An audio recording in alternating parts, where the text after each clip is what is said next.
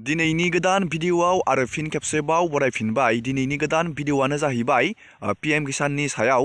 PM किसाननि 12थि इनस्टलमेन्टखौ मैयायो central गभर्नमेन्टआ सोनानै होबाय। जाय बिथांमोना रांखौ मोनबाय, नोंथांमोना बबे किस्तिखौ मोनदों? 14थि, 13थि, 12थि, 15थि नोंथाङा बबे किस्तिखौ मोनदों? नोंथाङा बेखौ बोरै चेक खालामनो आरो फैसाया हाबदोंना हाबाखै बोरै चेक खालामनो आङो बेखौबो देखायगोन। आरो लोगोसे जाय बिथांमोना 12थि इनस्टलमेन्ट पीएम किसाननि गोदान रांखौ मोननो हायाखै, नोंथांमोना मा खालामनांगोन रांखौ मोननो? नोंथाङा जुदि मोननो हायाखैब्ला आङो बेखौबो नैबे भिडिअआव A to Z देखायगोन। बिदिनो नोंथाङा गोदान अपडेट डिटेल्स मिथिबाय थानो थाखाय चेनेलखौ साबस्क्राइब बानायाखैबा साबस्क्राइब बानायबानो जाबाय। जोङो दानिया नायदोनि नोंथाङा मानो रांखौ मोननो हायासै। नोंथाङा बेखौ नायनो थाखाय जायफोर बिथांमोना गोदान बानायदोंमोन रांखौ मोनासै, नायनो थाखाय नोंथाङा नैबे गुगोलाव थांनानै पीएम किसानखौ सार्च खालामनांगोन आरो नोंथाङा नैबेयाव नुदों पीएम किसान, नोंथाङा बेयाव थुनानै होनांगोन। जों दा बेयाव थुबाय। बेयाव थुनानै नोंथाङा नैबेयाव नायनांगोन नोंथाङा जायफोर बिथांमोना गोदानै एप्लाइ बानायदोंमोन नोंथांमोना डिस्ट्रिक्ट लेभेलाव एप्रुभ जादोंना जायाखै नोंथाङा नायग्रोबानो जाबाय। बेखौ गिबियावनो जाय बिथांमोना गोदानै बानायदोंमोन रांखौ मोननो हायाखै, नोंथाङा नैबे सेल्फ स्टेटास अफ सेल्फ रेजिस्टाराव थुबानो जाबाय। जोङो बेयाव थुबाय। नोंथाङा नैबेयाव नोंथांनि आधार नाम्बार आरो नैबे केप्साखौ नोंथाङा नैबेयाव बहायनानै नायबानो जाबाय। जाय बिथांमोना गोदानै बानायदों आरो 12थि इनस्टलमेन्ट रांखौ नोंथाङा मोननो हायाखैब्ला नोंथाङा बेयाव खेबसे नायग्रोबानो जाबाय। नोंथाङा जुदि बेयाव एप्रुभ जादोंबासो मोनगोन।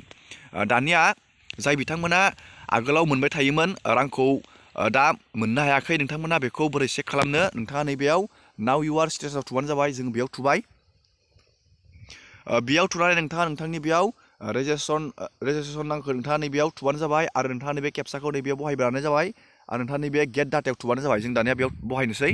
जोङो दानिया बेयाव गासैबो डाटाखौ बहायबाय। जों दानिया नैबे गेट डाटायाव थुबाय। गेट डाटायाव थुनाय लोगो लोगो बेबायदि मोनसे पेज गेवगोन। नोंथाङा बेयाव नुनो मोन्दों गिबियावनो जाय बिथांमोना रांखौ मोननो हायाखै, नोंथांमोना नैबे इलिजिबिलिटि स्टेटासाव थुनानै नायग्रोनांगोन। नोंथाङा मानि थाखाय रांखौ मोननो हायाखै बेयावनो नुजागोन। नोंथाङा नैबेयाव नायबानो जाबाय। जोङो बेयाव चेक इलिजिबिलिटि स्टेटासाव थुबाय। नोंथाङा नैबेयाव नुदों लेन्ड सेन्डिं।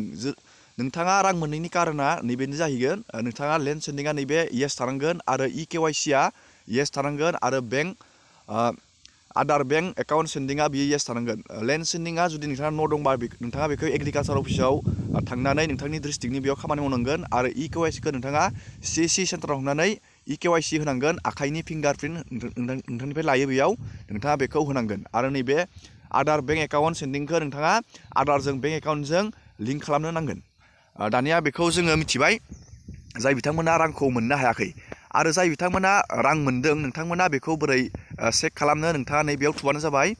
नैबे रां हाबनायनि किस्ति बाय किस्ति नोंथाङा बबे रांखौ मोनदों बेयावनो थुबानो जाबाय। आङो नैबे 14 इनस्टलमेन्टआव आं थुबाय। 14 इनस्टलमेन्टआव थुनाय लोगो लोगोनो बेबायदि खोथादों बेयाव नैबेबायदि FTO प्रसेस येस नैबायदि जाना थानांगोन नोंथांनिया। नैबेयाव पेमेन्ट स्टेटासा बेयाव waiting for approval by state बेबायदि खिथिदों। बेयाव डाटाया एड जाथ'वाखै, राङा आंनिया हाबदों। नोंथांनियाबो बेबायदिनो खिथिगोन। नैबे गोबावजोंसो नैबे स्टेटासा एप्रुभ जायो। नैबेयाव डाटा खिथिगोन फैसा हाबनायखौ। नोंथाङा बेबायदिनो नायबानो जाबाय। नैबेयाव इनस्टलमेन्ट दंखायो बेयाव 1निफ्रायनो बेयाव 15हालागै दङ। नोंथाङा बेबायदि चेक खालामबानो जाबाय। आंनिया बेयाव 14 इनस्टलमेन्टआ हाबदों, आंनिया 15आ हाबथ'वाखै। दानिया नोंथाङा बेबायदिनो बेखौ चेक खालामना लानो हागोन। जाय बिथांमोना पीएम किसानाव रां मोनदों, नोंथाङा बबे इनस्टलमेन्टआ रां मोनदों बेखौ नोंथाङा चेक खालामनानै लानो हागोन। दिनैनि भिडिअखौ आं बेखिनियावनो फोजोबबाय। एसेनोसै।